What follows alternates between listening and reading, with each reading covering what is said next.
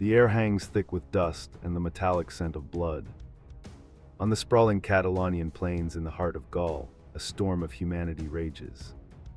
The ground trembles under the weight of 100,000 hooves, the sky shrieks with the whistle of arrows and the cries of dying men.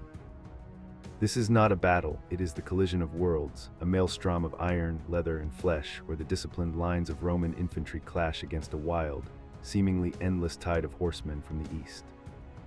It is a symphony of chaos, a maelstrom of destruction. At stake is everything. To the west stands the fading light of the Roman Empire, allied with its former Visigothic enemies in a desperate pact for survival. If this line breaks, there is nothing left. Gaul will fall, then Italy, and the very concept of Western civilization, its laws, its faith, its future, will be trampled into the bloody mud by an unstoppable force. This is the final, desperate stand against the apocalypse. Every legionary, every barbarian warrior fighting for Rome knows that retreat is not an option. Behind them lies only the abyss, the end of their world as they know it. At the center of this hurricane of violence, watching from a low hill, is one man. He is not a king in the Roman sense, nor a general forged in their academies. He is a vortex of will and ambition, a figure whose presence alone inspires terror and fanatical devotion. His warriors fight not for gold or for land, but for him, for the sheer glory of riding in his shadow. His gaze sweeps across the carnage, cold and calculating. He is the architect of this terror, the master of this devastating wave that threatens to wash away 1,000 years of history. Who is this man, this specter from the steppes, whose name is whispered in fear from the walls of Constantinople to the fields of Gaul? What force of history, what dark prophecy, could have unleashed such a singular instrument of destruction upon the world, a man who seemed to command the very furies of war as his personal servants? By what name do the terrified scribes of the crumbling empire call this nightmare made flesh?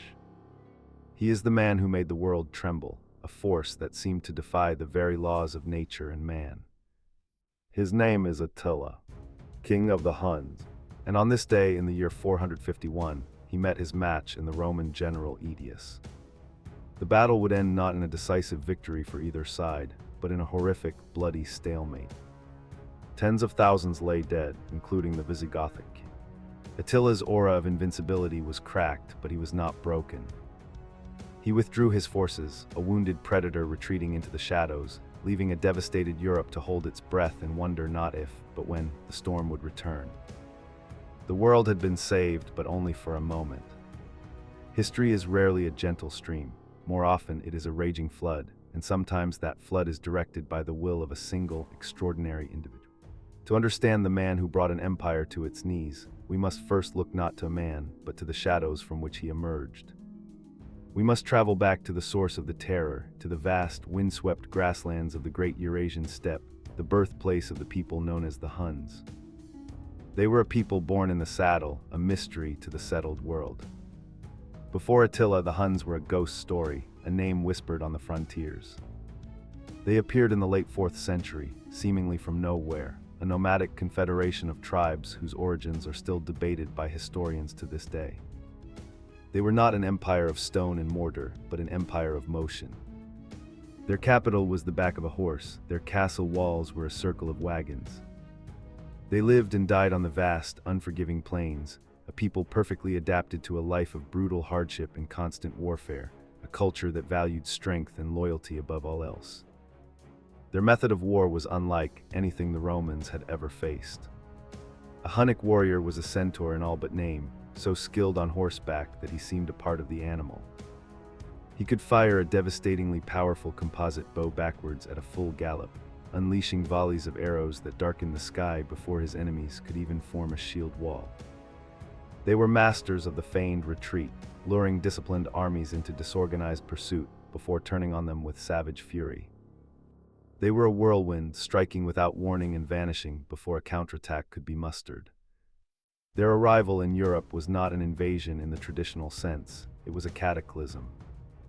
They shattered the Gothic kingdoms north of the Danube River, creating a domino effect of mass migration. Terrified Germanic tribes, Goths, Vandals, Alans, fled before this unstoppable force, pressing against the borders of the Roman Empire not as conquerors, but as desperate refugees. The Huns didn't just fight Rome, they fundamentally destabilized its entire world, pushing the barbarians at the gates through the gates themselves. Rome was now facing a crisis on every front, a firestorm ignited by a spark from the distant east. Into this world of chaos, around the year 406, Attila was born. We know little of his childhood, for the Huns left no written records. Their history was one of epic poems sung around campfires, of legends passed from father to son. What we do know is that he grew up in a world where power was the only currency. He would have learned to ride before he could properly walk, to shoot a bow with deadly accuracy as a child. He witnessed the Hunnic Confederation grow from a regional threat into a sprawling empire under his uncle, King Rua. In 434, Attila and his elder brother, Bleda, inherited this volatile and powerful empire. For a time, they ruled together, a dual monarchy that continued to expand its dominion and extort vast sums of gold from the Eastern Roman Empire in Constantinople. They were a formidable pair, but two suns cannot share the same sky. The sources are silent on the details, shrouded in rumor and campfire tales, but the outcome is clear. Around 445, Bleda disappears from the historical record. Most historians believe Attila had him killed. In that single, ruthless act, Attila became the sole ruler of the Huns, a master of a dominion stretching from the Ural Mountains to the Rhine. With absolute power secured, Attila's ambition truly ignited. He turned his gaze upon the Eastern Roman Empire, not as a raider, but as a systematic predator. He saw their wealth not as something to be plundered randomly, but as a resource to be farmed through terror. He would launch devastating campaigns into the Balkans, sacking city after city. Naissus, the birthplace of Constantine the Great, was burned so thoroughly that for years afterwards, the riverbanks were littered with human bones. He did not seek to occupy, he sought to break the will of the empire. The Romans, both east and west, struggled to comprehend him. He was not like other barbarian kings who could be bought, assimilated, or defeated in a single pitched battle. He seemed to operate on a different plane of existence. It was during this period that he earned his most famous epithet, Flagellum Dei, the Scourge of God. Christian writers, trying to make sense of the horror he unleashed, framed him not as a mere man, but as a divine instrument of punishment, a scourge sent by God to chastise a sinful world. The name stuck, adding a layer of supernatural dread to his already terrifying reputation. Twice he brought the Eastern Empire to the brink of collapse, forcing Emperor Theodosius II to sign humiliating treaties. These were not peace agreements, they were extortion rackets on an imperial scale.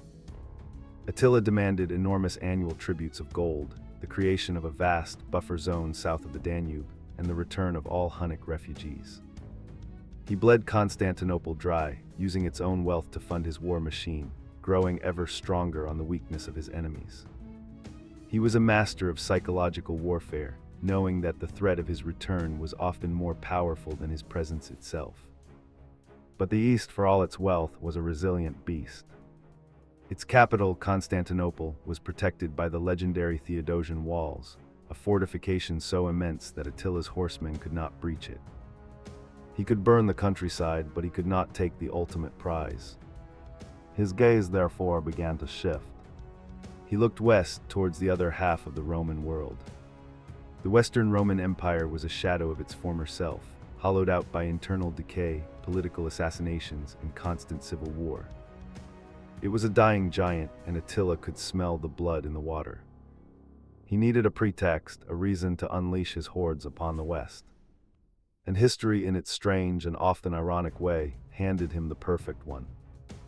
The cause came not from a battlefield or a treaty dispute, but from the desperate plea of a Roman princess. Her name was Justa Grata Honoria, the sister of the Western Roman Emperor Valentinian I. Trapped in a life of gilded irrelevance and facing a forced marriage to a dull senator, she made a reckless gamble. She sent a letter and her engagement ring to Attila, begging him to save her from her fate. Whether Honoria truly intended to propose marriage is a mystery lost to time. Perhaps she was simply asking for a champion. But Attila, a political genius, chose to interpret it as a marriage proposal. He accepted, and as his dowry, he demanded half of the Western Roman Empire. The Emperor Valentinian was horrified and enraged. He refused, of course, but it was too late. Attila now had his casus belli, his legitimate reason for war. He was not an invader, he was a groom, coming to claim his bride and his rightful inheritance. In the spring of 451, the storm broke.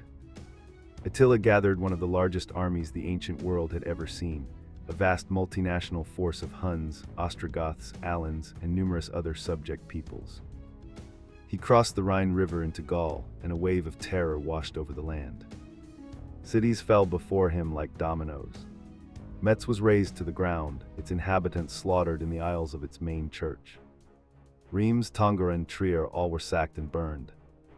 The names of the destroyed cities became a litany of fear that spread faster than the Hunnic horses. The man tasked with stopping this apocalypse was Flavius Aetius, the last of the Romans. He was a brilliant general and a cunning diplomat who had spent his youth as a hostage among the Huns. He knew Attila personally. He understood their way of war better than any Roman alive. He knew that Rome could not face this threat alone. In a masterstroke of diplomacy, he forged an unlikely coalition, convincing the Visigothic king, Theodoric I, a man who had spent his life fighting Rome, that Attila was a threat to all peoples, Roman and Goth alike. It was a pact made at the edge of the abyss. The two armies finally met on the Catalaunian Plains, near modern-day Châlons-en-Champagne. The scale of the battle was almost unimaginable. Ancient chroniclers, prone to exaggeration, claimed 500,000 men fought that day. While the true number was likely smaller, it was undoubtedly one of the largest and most pivotal battles of late antiquity. It was a clash of civilizations, a brutal, day-long struggle for control of a continent. The fighting was so fierce, the historian Jordanes wrote, that a stream running through the battlefield was swollen into a torrent by the blood of the slain. The climax of the battle saw the death of the Visigothic king Theodoric, who was thrown from his horse and trampled to death by his own charging men. For a moment it seemed the coalition would break. But instead of fleeing, Theodoric's son, Thorismund, rallied the Goths with a furious desire for vengeance. They pushed Attila's forces back to their fortified wagon camp. As night fell, Attila was surrounded, defeated for the first time in his adult life. He was so certain of his own death that he had a massive pyre built of wooden saddles, ready to throw himself into the flames rather than be captured. But Aetius made a strange and calculated decision. He allowed Attila to escape. Why? Aetius was a pragmatist. He feared that if the Huns were completely destroyed, his Visigothic allies would become too powerful and turn on Rome itself. He needed the Huns to remain as a threat to keep his fragile coalition in balance. And so he persuaded the new Gothic king to return home to secure his throne, and allowed Attila's battered army to slip away under the cover of darkness. The Scourge of God was defeated, but he was still alive, his hunger for vengeance now greater than ever. The following year, 452, Attila returned. He did not go back to Gaul, but instead descended upon the heart of the Western Empire, Italy. He crossed the Alps, seemingly unstoppable, and laid siege to the city of Aquileia, a major hub in northeastern Italy. The city resisted bravely, but eventually fell. In a fit of rage at their defiance, Attila ordered it to be razed to the ground so completely that, a century later, it was difficult to find where it had even stood. The terrified refugees who fled the destruction escaped into the nearby marshes, founding settlements that would one day coalesce into the magical city of Venice. The path to Rome now lay open. Panic gripped the Eternal City. Emperor Valentinian III fled to Ravenna, leaving his capital defenseless. The legions of Aetius were still in Gaul, too far away to help. It seemed that nothing could stop Attila from sacking the cradle of the empire, a feat not accomplished since the Gauls had done it 8 centuries earlier. But then something inexplicable happened. Attila stopped. His army, poised at the gates of history, halted its advance. At the Mincio River, Attila was met not by an army, but by a small, unarmed delegation from Rome. It was led by an elderly aristocrat, the prefect Aetius, and a man named Leo, the Bishop of Rome, known to history as Pope Leo the Great. What happened at that meeting is one of history's great mysteries, shrouded in legend. The Christian tradition holds that the Pope, filled with divine authority, spoke to Attila with such power that the Hunnic king saw a vision of Saints Peter and Paul standing behind Leo, brandishing swords. Terrified by this heavenly apparition, Attila agreed to turn back and spare the city. But was it truly a miracle, or were there more worldly reasons for Attila's decision? His army was suffering from famine and ravaged by disease, a common fate for armies from the steppes operating in the swampy Italian climate. His supply lines were dangerously overstretched. Furthermore, he had received word that the new Eastern Roman Emperor Marcian had sent an army across the Danube to attack the Hunnic homelands. Attila may have simply made a cold, strategic calculation. The sack of a defenseless Rome was not worth losing his entire empire. The truth is likely a combination of all these factors. The Romans offered Attila an enormous payment of gold to leave, which he accepted. The Pope's bravery and charisma likely played a role. But the strategic threats to his rear were probably the deciding factor. Whatever the reason, Attila turned his army around and retreated from Italy, leaving Rome untouched. He had shaken the foundations of the world, brought two empires to their knees, but the ultimate prize had eluded him. He would never get another chance. In 453, just 1 year after his Italian campaign, Attila decided to take another wife, a beautiful young Goth named Ildiko. He celebrated the marriage at his great wooden palace somewhere on the plains of modern-day Hungary with a massive feast, drinking late into the night.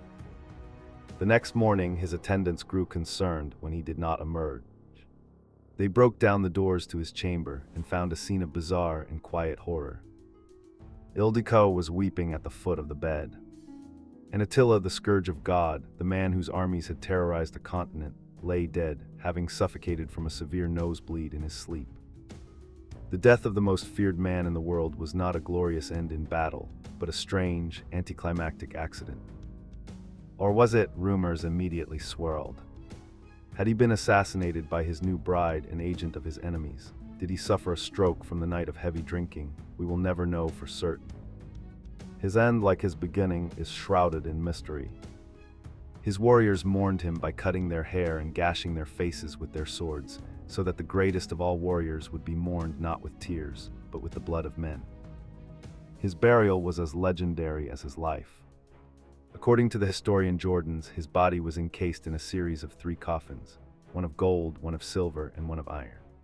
The gold and silver represented the tribute he had wrung from the empires, and the iron symbolized his conquests. He was buried in secret late at night. A river was diverted to flow over the burial site, forever hiding it from the world. And to ensure the secret was kept, all the slaves who had dug the grave were put to death. To this day, the tomb of Attila the Hun has never been found. With Attila gone, the Hunnic Empire collapsed with shocking speed. The immense force he had held together through sheer will and personality immediately fractured. His many sons, lacking his genius and authority, fought amongst themselves for control. The subject peoples he had conquered, the Goths, the Gepids, and others, saw their chance. In 454, at the Battle of Nedo, a coalition of Germanic tribes rose up and shattered Hunnic power forever. The Huns, who had burst onto the world stage so violently, faded away just as quickly, dissolving back into the steppes from which they came, leaving almost no trace behind. What then is the legacy of Attila? He was not a nation builder. He left behind no cities, no laws, no lasting institutions. His legacy is one of pure, disruptive force. He was a catalyst who dramatically accelerated the fall of the Western Roman Empire. His invasions shattered Rome's remaining military and economic strength, and his displacement of the Gothic tribes pushed them deep into the heart of the empire, where they would eventually sack Rome itself and establish their own kingdoms on its ruins. He was not the cause of Rome's fall, but he was certainly the final, devastating push. Attila remains one of history's great enigmas. Was he a savage barbarian, a scourge of God who reveled in destruction? Or was he a brilliant and sophisticated political actor, a king who skillfully manipulated the weaknesses of his enemies and built a vast, multi-ethnic empire? The truth, as always, is likely somewhere in between. He was a product of his time and place, a master of the brutal logic of steppe warfare, a man whose ambition was as vast and unforgiving as the plains he called home. He exists in our memory more as a myth than a man, a symbol of the ultimate barbarian at the gates, the dark force from the east that threatens to overwhelm civilization. But he was also a man who negotiated complex treaties, who ran a sophisticated intelligence network, and who commanded the loyalty of dozens of disparate peoples. He was a force of nature, yes, but he was also a shrewd and calculating leader who understood power in its most raw and elemental form. The story of Attila is a stark reminder that history is not always a neat progression. Sometimes it is violently interrupted by forces that defy easy explanation. He was a whirlwind that swept across a dying world, clearing the way for a new one to be born from the rubble. The medieval world of feudal kingdoms that would rise from the ashes of Rome owed its shape, in no small part, to the destructive path he carved across the continent. He was the end of one age and the violent, bloody dawn of another. And so the mystery endures. The man who made the world tremble died not by the sword, but by a trickle of blood. His empire vanished like a ghost on the wind. His final resting place remains the greatest lost treasure in history, a secret buried beneath a forgotten river. All that remains is the name, Attila, a name that still echoes through the centuries, a permanent testament to how a single, shadowy figure from the edge of the known world could bring the greatest empire on earth to the very brink of annihilation.